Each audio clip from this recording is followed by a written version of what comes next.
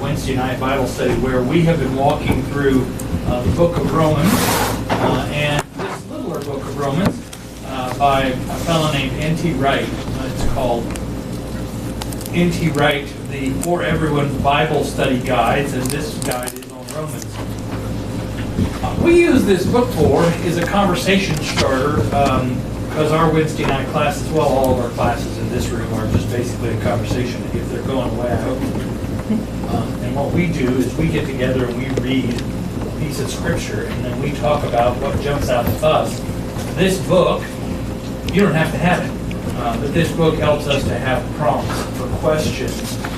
We've already made it halfway through this chapter 14 in the book, but that really is just chapter 12 in the book of Romans. If you don't know about it, the book of Romans is as close as you're going to get to just a theology book in the Bible. So what we're going to do is we're going to start again and read chapter 12 of the book of Romans. And then we will start with question 7 out of this smaller book.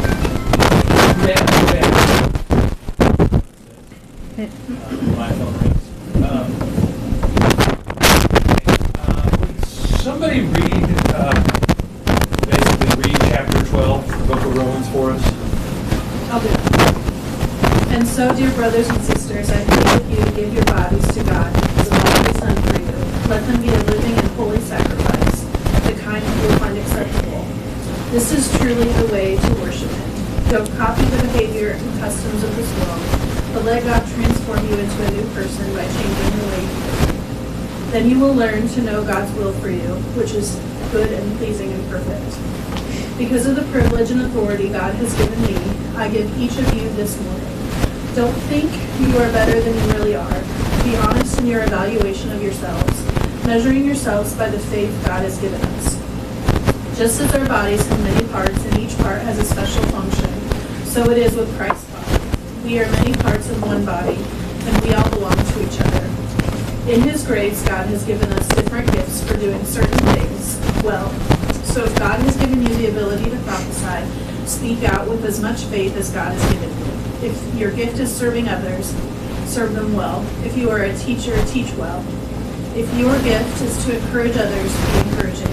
If it is giving, give generously. If God has given you leadership ability, take the responsibility seriously. And if you have a gift for showing kindness to others, do it gladly. Don't just pretend to love others, really love them. Hate what is wrong, hold tightly to what is good, love each other with a genuine affection, and take delight in honoring each other. Never be lazy, but work hard and serve the Lord enthusiastically. Rejoice in our confident hope, be patient in trouble, and keep on praying. When God's people are in need, be ready to help them. Always be eager to practice hospitality. Bless those who persecute you. Don't curse them. Pray that God will bless them. Be happy with those who are happy and weep with those who weep. Live in harmony with each other. Don't be too proud to enjoy the company of ordinary people. And don't think you know it all. Never pay back evil with more evil. Do things in such a way that everyone can see you are honorable. Do it all that you can live in peace with everyone. Dear friends, never take revenge. Leave that to the righteous anger of God. For the scriptures say, I will take revenge. I will pay them back, says the Lord. Instead, if your enemies are hungry, feed them. If they're thirsty, give them something to drink. In doing this, you will heap burning coals of shame on their heads. Don't let evil conquer you, but conquer evil by doing good. Okay. Here's the weirdest twist on that heap burning coals on their head. It was, I don't know how this is. In fact, somebody said that the concept was if you were going to give someone coals to take home to start their fire, you would put it in a tray that they would put on their head and carry with them. I'm like, no, I don't think that. I think it's kind of like being really nice to somebody when they're being mean to you burns them because they're like, oh, okay, whatever. Or like if you're from the South and you say, well, bless your heart.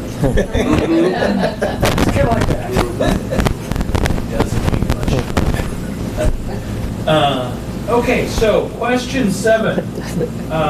How does this chapter so far, 1 through 13, relate to what Paul has just been talking about in the previous chapters of Romans?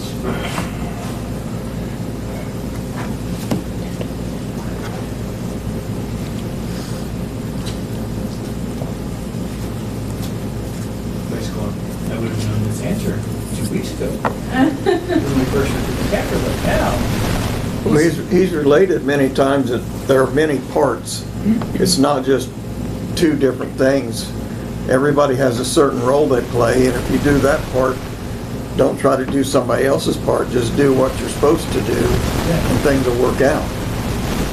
That's kind of super simplified, but Tony Dungy, when he was coaching the Colts, it was, you do your job all the way 100%, and we'll be fine. If everybody out here does their job 100%, we're going to win the game. But if you're doing your job 70%, 30% of the time worried about whether or not Fred's doing his job, We're not going to win. this ain't going to work. Just do your job, yeah.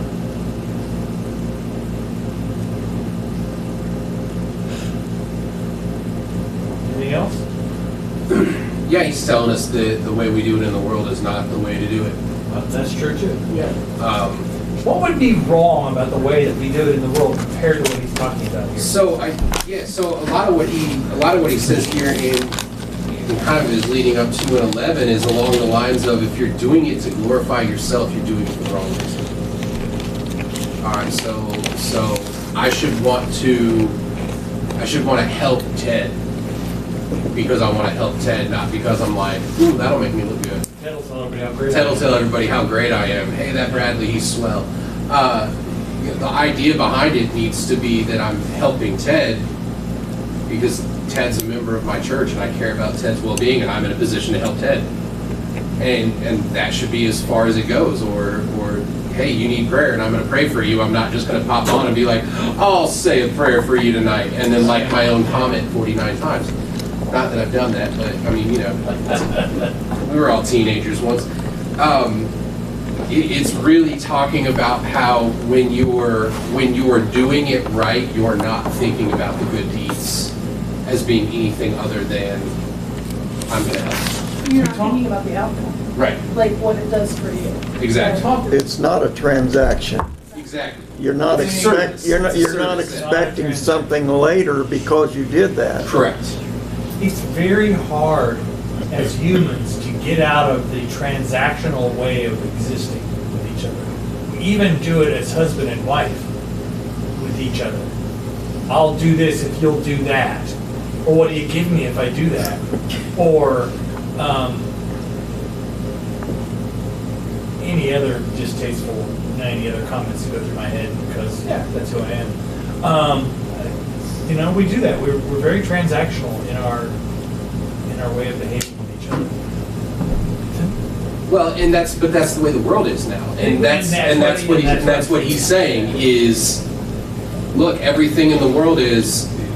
We do this all the time. Hey, Luke, can you help with the yard? What do I do? You know, and I almost throw up in my mouth every time I'm like, the satisfaction of helping me, because I remember how much I loved that answer as a teenager. It's like the first time you catch yourself, because I told you so. Oh, I just said it. I just jumped the line. But it is very, very true that you have to stop looking at everything as what's in it for me, what do I get out of it, what, and just help the person fix the flat tire. To some extent, or, you know, whatever. Someday, when we start talking about praying for your enemies, we start talking about peace. Mm-hmm. If we would all just do what he just said, imagine what world we would have. Yeah. Because there is a benefit for you. There is a benefit for you. The benefit is, it's analogy comes to me of us rowing a boat. We're all trying to get somewhere, and we row the boat. Well, row the boat because we're all in the boat. We want the boat to go somewhere. If we would all just row the boat, and we would be fine. But we're worried about whether, again, Fred, because it's an easy name to pick on, whether or not Fred is rowing his part, and how many times can I skip rowing so that I can be okay, and and I'm rowing harder than everybody else, so that they'll look at me and go, well, we wouldn't have got here without Fred. Right. How awesome is Fred? Instead, it's just, are we moving the boat? Are we not moving the boat? And then it's very transactional in the other direction. If we look at systems where we all get one cookie no matter what we do, then there will be people who figure out, well, I'm going to get a cookie anyway, so I'm not rowing. But they're not rowing is so much more than about the cookie. They're not rowing is about us as a part of a bigger thing. And that's what I wrote down, was I think, to me, Paul makes the point again and again, we are all part of, Jew and Gentile, part of this bigger project that we're sharing in Jesus. We're sharing in the Jesus project.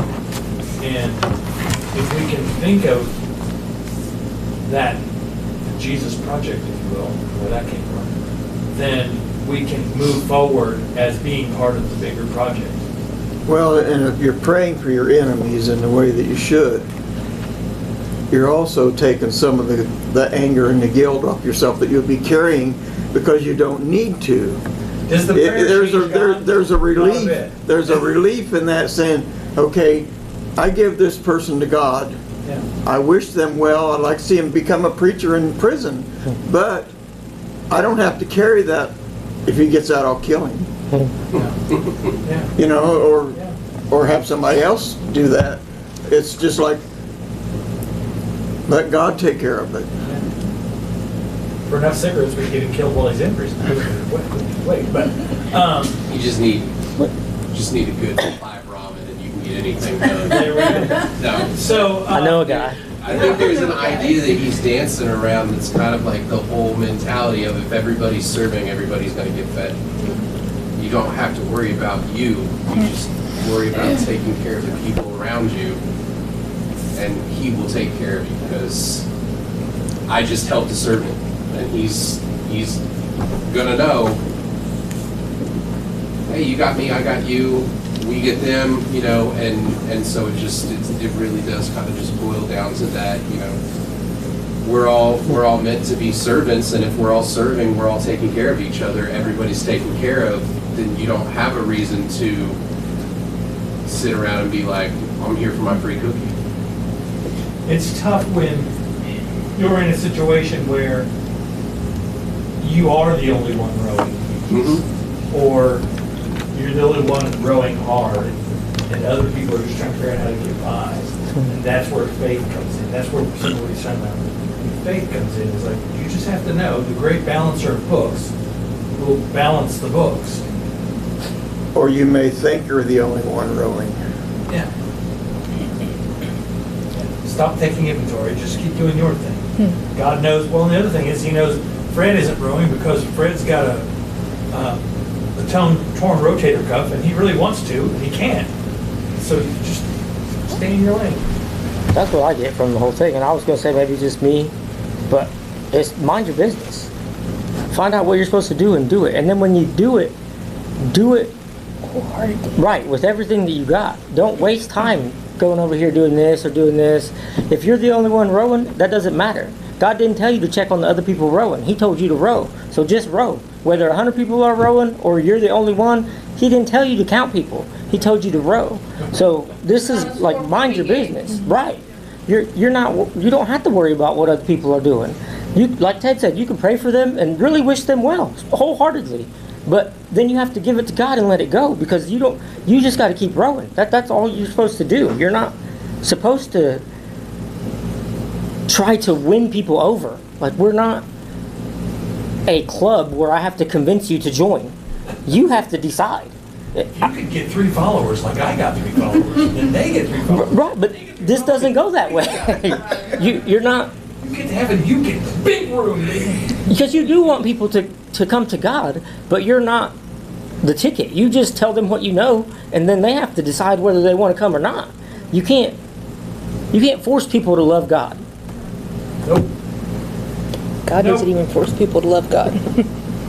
Okay, let's do question 8. In verses 14 through 21, Paul does not intend to say that believers should go soft on evil, saying that you shouldn't take revenge isn't a way of saying evil isn't real, or that it didn't hurt after all, or that it doesn't matter. Evil is real. Often it does hurt, sometimes very badly, indeed, and with lasting effects. And it does matter. What does Paul say you are to do about evil? Repay no one evil for evil. Yep. So, Saying that evil is undone by goodness, not retaliation. You're my enemy, but you're starving, so I'm going to feed you. And I'm going to leave the rest up to God. don't repay the evil with evil. That's what you don't do. And sometimes the what you don't do is the best way to explain what to do. Well, and if you go a little bit above that, he says in 9, I think, hate what is evil, cling to what is good.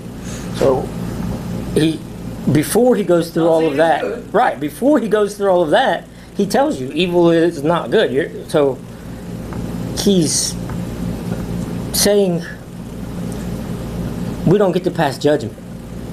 So we're not the ones that need to worry about the sentence, because we're not the judges. We just need to let it go and keep rowing, because if they're going to get judgment, it's going to come from God, and whatever judgment they get is going to be righteous. Because if I tell Kay all the time, if I get to pass judgment, people are done. It's over. But it's not a righteous judgment if I'm passing judgment. And that's what he's trying to say. Like, you just got to be good to those people, because if something bad's going to come to them, it's going to come to them. You don't have to worry. Well, there's so many memes that basically go, you don't know what that person is carrying. You don't have any idea. Everybody's carrying something, and you have no idea what they're carrying. Like if I just were to list all of the weaknesses and sin in my life, if I were to just list those things, and then all you're doing is judging based on those things. But if I were to list what my life looked like throughout a period of time, then you could go, oh, I see. Well, yeah. Wow, okay.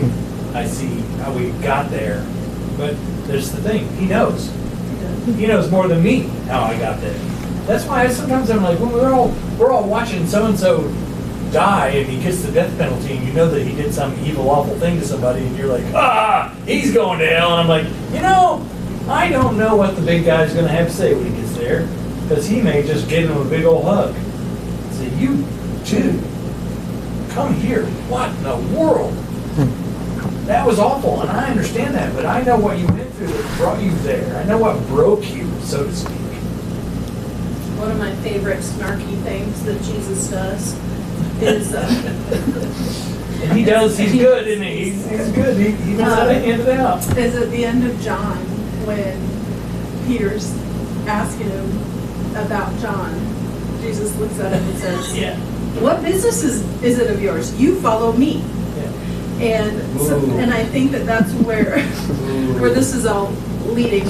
We get distracted by what's happening around us, that we forget that the standard operating procedure, or the task that we've been given, is to make sure that vertically our relationship is sound, that we're investing in our vertical relationship, because all of the horizontal pieces will fall into place if I've got the vertical thing right. But so often, I look and Kay's got a better relationship with the Lord, or I feel like she's closer to God, and then all of a sudden envy is part of my walk and my prayer life and all of that.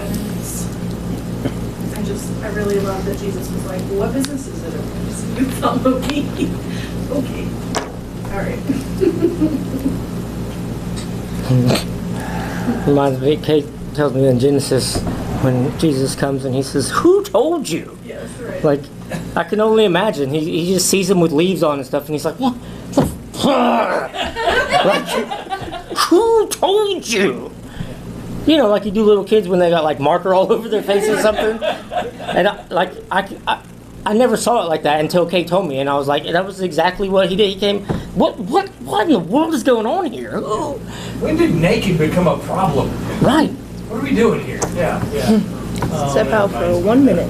The one, you guys seen the video of the 3 little boys, and the one little boy is just covered in marker. He's just all markered up from head to toe, and then the other little boys are trying to explain it. Well, see, he would, and then you get the one boy who is the spokesman. Yeah, I was the ringleader. Yeah, Parker. The Parker. Who would be the spokesman? Of course, but then Parker would be looking at you with attitude like, "What's your problem? This is what needed to be done. I don't know what the deal is," because he would have only done it if he thought it was right. Right? So, okay. What happens when people do start engaging in private vengeance? It feels good. I had to say that. Yeah, it does for the first 15 minutes. And you realize that he's got a brother, and his brother's going to come get you, and then he's got a brother, and he's going to come get you, and then your brother's going to get in. And I think we call it the Middle East. I think we call it the Middle East, I think. It ruins your relationship with the Lord. Ruins maybe is a strong word. Tarnish? Tarnish, yes. It tarnishes your relationship with the Lord when you start engaging in private vengeance It also instead hardens of your giving it to heart. Him. Correct. I might even go with cripples. Okay, that's a good one. Because it's healing. You can heal it, but it's limping. Well, and it scares me because I don't want to pass judgment on, like I just talked about it. But when I start engaging in private vengeance, then I'm deciding if you're right or wrong, and then I'm punishing you for it, and that scares me. I don't want to punish nobody. I don't want to be the person that says you did right or wrong because I don't know. Just like you said, we don't know what's going on, and I don't want that to be my responsibility. I don't want to take that up and start being vengeance towards people because that's all you have when you have, like, you lose all your hope and everything. It's just vengeance, and you just want It consumes. revenge, and then it's not even about winning. Then it's just about total chaos. You just want. Pride. I'm gonna win. And you'll never be done doing that. Well, and like That's the other thing is you'll never be done doing it. Well, like you said, if I kill you, then your brother comes and kills me, then she goes and kills. So it's a big circle, and you just keep going. And then by the time you end, you used all the bullets, and everybody's dead.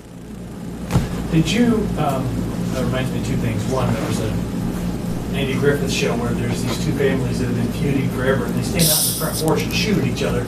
And Andy, their 2 kids want to get married. And so Andy's trying to figure out how to solve this thing. He goes out there and he hits him. How long has it been since one of you Hatfields, I don't know if it's Hatfields, because one of you Hatfields actually killed a McCoy? Well, it'd been 50 years or something since anybody had actually killed anybody. He goes, but you're shooting at each other every day. So he brings them together and he says, here's a gun and here's a gun, you're standing here, let's go. Well, I don't know if we can. Nobody remembers. But the other one was, there's a book called Imagine Heaven, and it's a guy who studied near-death experiences. And it's common across numerous cultures and religions that they have the same experience. They die, and they find themselves standing in front of this so bright you can't comprehend it person. We're going to go to Jesus. And when they're there, they have what we might call a judgment moment. But it's not like, you did X, Y, and Z, and you did X, Y, and Z. He said, they told him that they feel an understanding of all the things that happened in their life. And that they understand not only what the things that they did to other people and how that made them feel, good and bad, how it made that person feel. And it also, they could understand how that person felt when they did that thing to them. So they have then we will understand, it says. Today we understand as if looking in a mirror, then we will understand fully. And I'm like, It's that understanding. I don't know. It scares me. There's a reason to be so mad that you are randomly beating on people in a parking lot somewhere. It really does scare me, though. It does, because and it's not like I'm like a bad person, but I don't want to be the person that decides whether you're.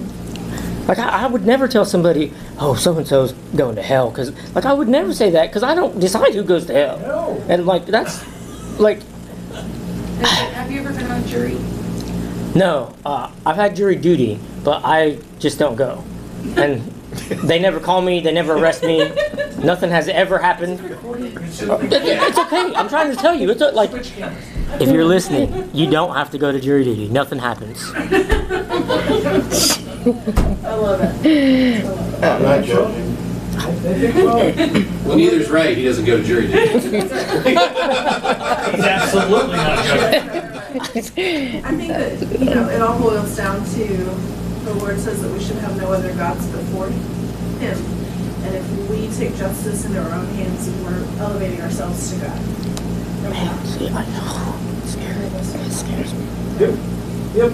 I don't get to be at your meeting. No.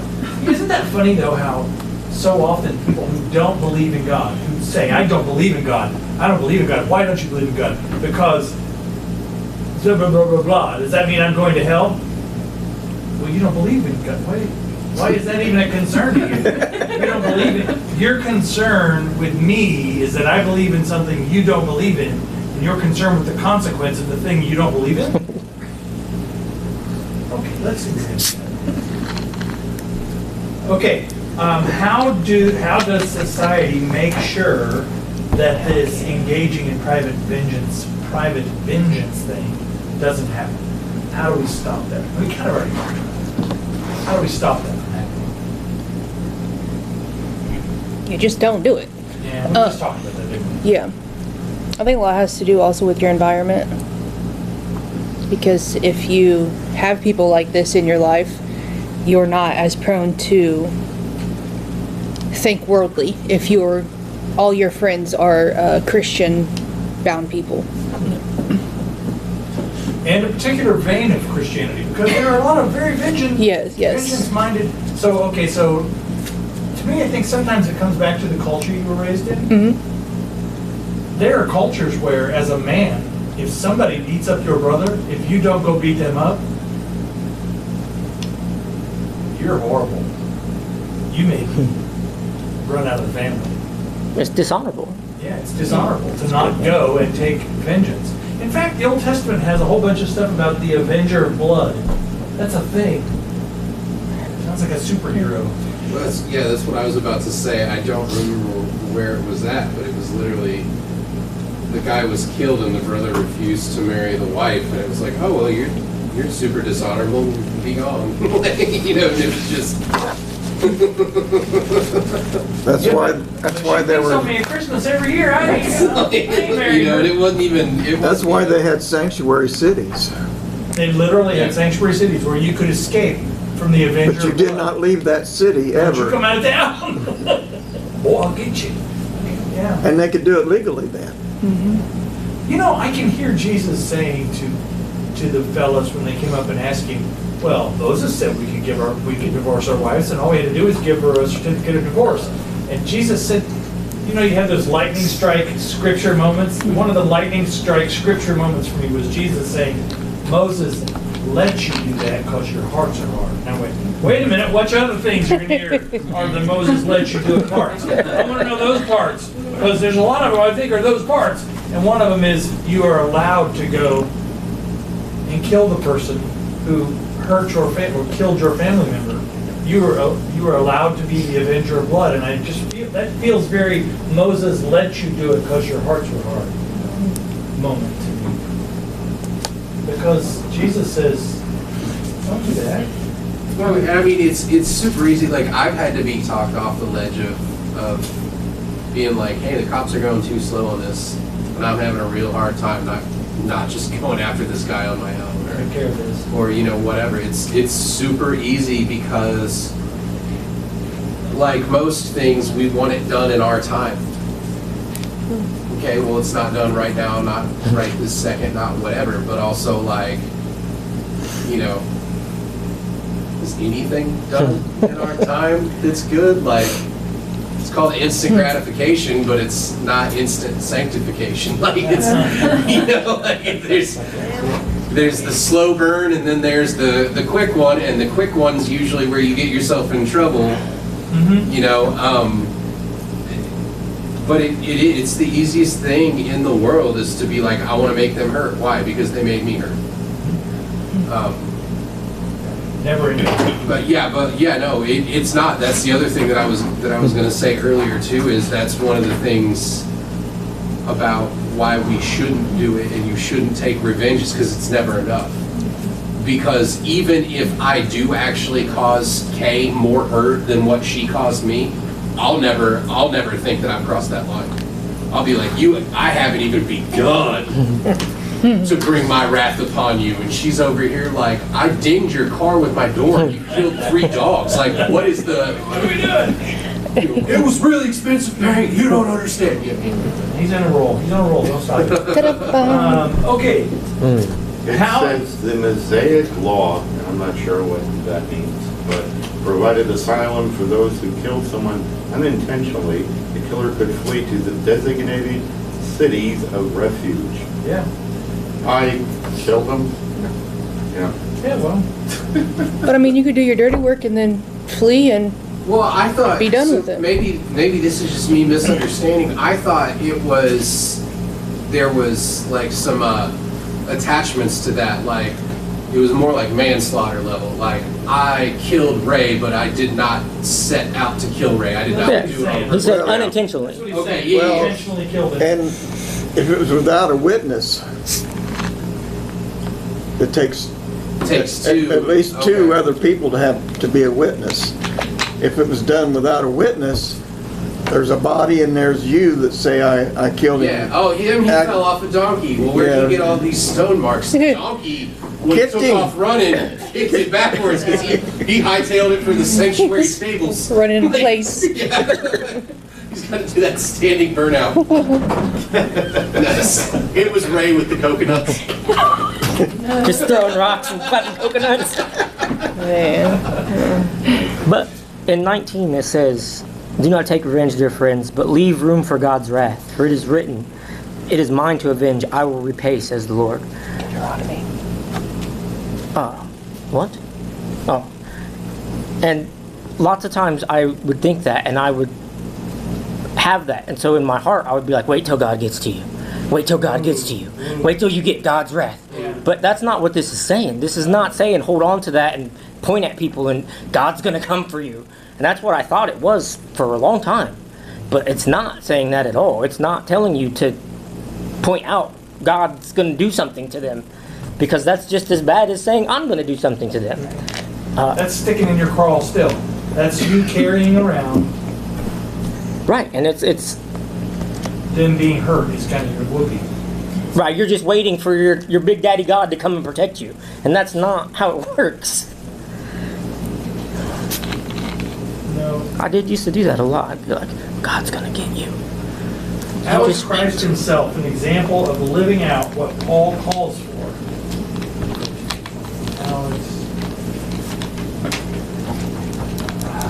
He prayed for the people that were killing him. Yeah. While they That's what I were was doing saying. it. Hey. Forgive them for they know not what they do. And- And Pretty good. forgave one hanging there with him. Yeah.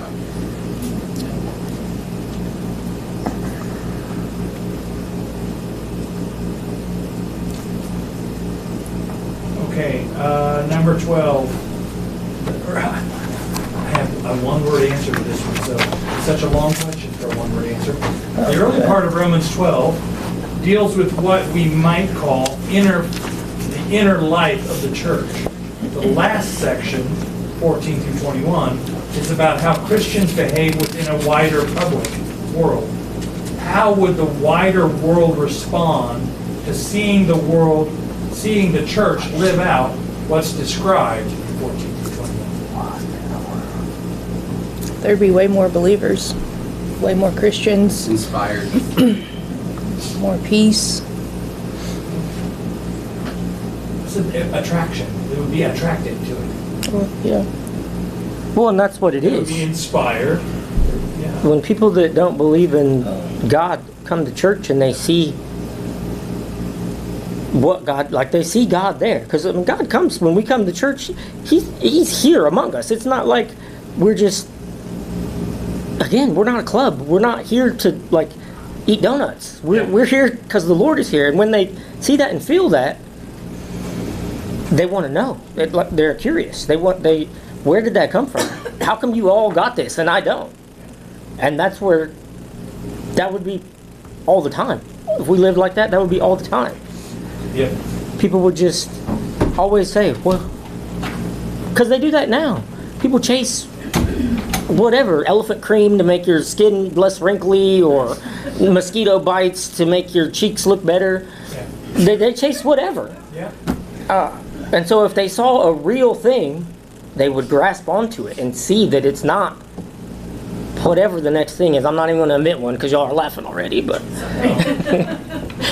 but you know, like, it's a real thing. That's what people will grasp onto, because it's not fake. We're not. Well, there are some Christians that do bare minimum and say that they're just pushing, but I know there are a lot of Christians at this church that are here to praise the Lord. Yeah. That's why I come to this church. I would argue that the church went through a period of time. We went through a span of time, and we do again and again. It's in cycles. We go through a period of time where it is the cool thing to be at church. You wear certain clothes. You come to the church. You go to the altar, and people tell you to let go and grab hold, and let go and grab hold, and it becomes the fashionable thing to do.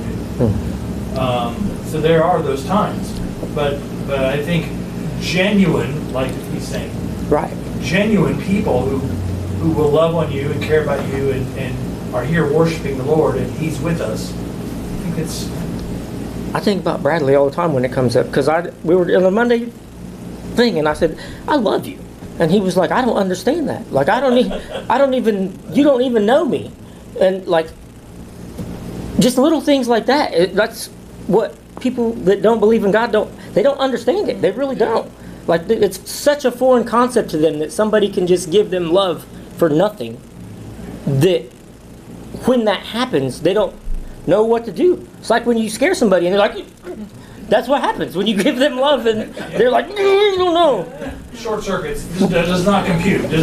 Right, and that's how it starts, though. That's how you get them to be like, man, what is that? That flows into the transactional thing too, though, because for me, when you said that, I'm like, well, I haven't done anything to deserve that or earn that. You know what I mean? Right. And that was what threw me for so much of a loop at that point in time. Or like, Katie will tell me sometimes, I'm proud of you, and I'm never like, thank you. I'm like, for what? Because I'm like, what have I done to warrant, like,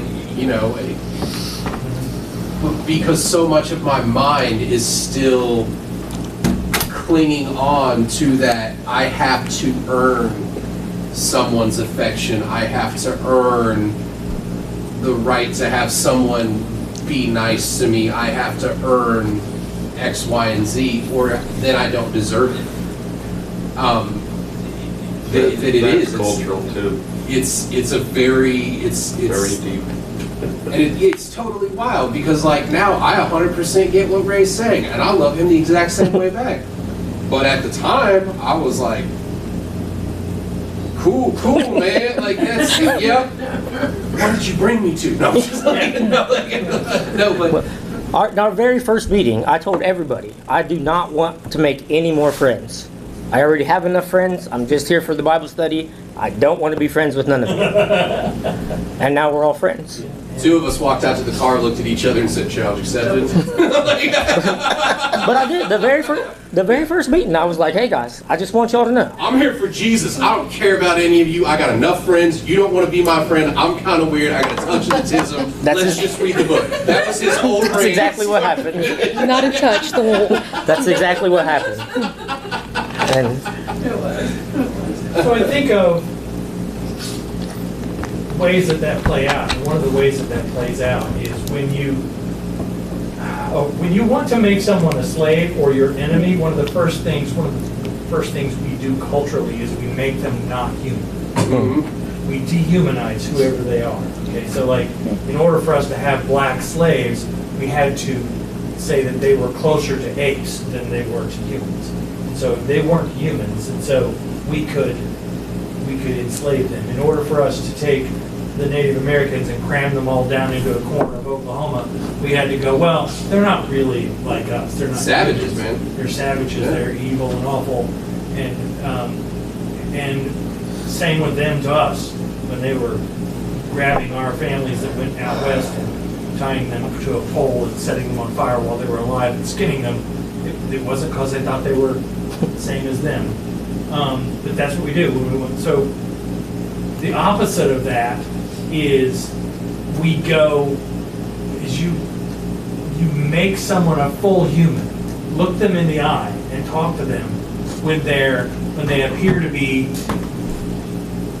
homeless or that stinky guy at the mall or the mall. What's a mall? Have you ever heard of a mall? It's weird. That stinky guy at the store or at work, or that guy that no one will go to lunch with, to just stand and look them in the eye and talk to them. And sometimes it freaks them out. I can think of guys we've talked to. Yeah. You're standing and talking to them, and they almost can't make eye contact because they're like, wait a minute. Or they're looking around to see who it is you're actually talking to. Like, oh, is there somebody here asking a question? Like, If you look them in the eye, that's kind of the opposite. It's just to look at them in the eye and make them know that they feel like they're a human. They'll come back around just for that. I'll never forget the time when I first started growing my faith, when we first started coming here. And I had one Tupperware bowl left, and the Lord told me to go give a meal to the homeless man on the corner that begged for food and everything. I'm like, Lord, it's my last Tupperware. Like, my favorite, it's brand new. And so I loaded it up and I took it down there and we talked, and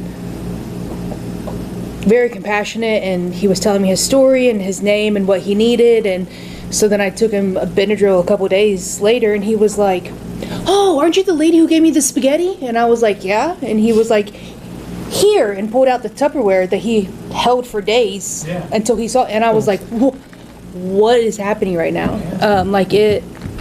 It changes when you acknowledge them like that. They're human. I got goosebumps. Ooh. Oh, they're human all of a sudden. But it was, and people treat them like animals and like they're gross and like I can't deal with you. And so they begin. Something else that happens is people behave like you treat them. Yep. I've worked with people that had everything but a certified tag around their neck. One man that was one of my best friends set himself on fire at work because he was off his medication. He told somebody, he said, I wonder what it feels like to burn. He poured white gas on himself and lit himself. Oh my goodness. And everybody said he's crazy. But I could walk up to him and I'd say, Gene, how are you today? I just talked to him like a regular person. And he would have done anything for me. Anything. Catch you on fire? No, he wouldn't do that. But if I'd said, Gene, I don't like the way he's looking at me, he would have dealt with it. But it's just a sad thing that people don't just look at people and see a person. You see how they act, or people were afraid of him. Well, okay, that's that. Maybe for good reason, but but at the same time, when you start treating them like they're just a person, then they behave like they're a person when they're around you. That's the expectation. If you don't, then they're like, okay, I'll show you. You want to see how much of a freak I am? I will show you. I'll get my freak on. Yeah. Here you go, and that's what you get. Some people are up for the challenge. Some people look for the challenge. Looking for the challenge. Yep. Okay. Last question. In what specific ways can you be a living sacrifice to those around you right now? I think we already talked about 7 or 8 of these. Right? Well, one of our most precious things we have is time. Giving them the time to tell them that you're thinking about them, you're praying for them, or just listening. That you can't get that time back.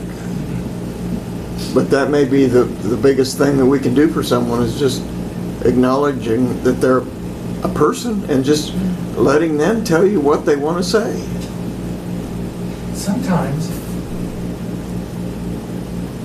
I catch myself, I don't know if you guys do, sometimes I catch myself when I'm talking to somebody and it's really time to leave. You catch yourself in a body position that says it's time to leave.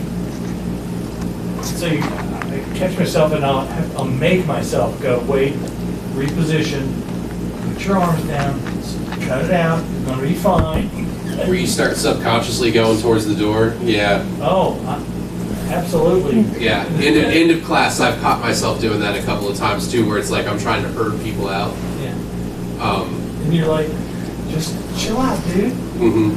What? You weren't, by the way, you weren't here for class. You thought you were here to teach a class. You weren't here to teach Right. class. You were here to commune with these people. And we talked about the Lord, and that was a good starter.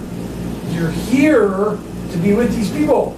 But sometimes, you're like, gotta get to Panera, we got to go, and I don't know what your deal is. And I've also spoken to a rainbow fairy, Dave. That's crazy. yeah, well, yeah, those conversations. But I think what I was going to say a minute ago, some of this, what Paul talks about in 14 to the end of the chapter, this is really the aroma of Christ. You know, when you bless those who persecute you, you sit with people who are weeping, and, you know, be proud to enjoy the company of ordinary people. Don't think that you know it all. You know, like that's where the aroma of Christ shines the best. You know what I mean? And then it doesn't really even have to do with what you say. It will just smell the Lord on you. If that's so. It's that body posture. It's Yeah. that attitude. It's you can say the nicest thing while you're trying to hustle them out the door and not making eye contact, and it doesn't matter. Hey guys, that's all we got for tonight. Have a good night.